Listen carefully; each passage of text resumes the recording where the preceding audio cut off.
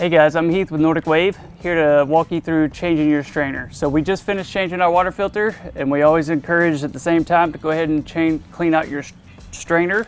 The strainer is cleanable, it's serviceable, you don't have to replace it. So all we have to do, we've already got our hose isolation valves closed, so we've got the water isolated in the tub. Just finished changing that out. So all we're gonna do is twist this cap off. A little water's gonna come out, and you're gonna want to remove the strainer itself and clean out any debris that may be in the strainer. Nice and clean. Just gonna put it back together. We're gonna open the lower valve.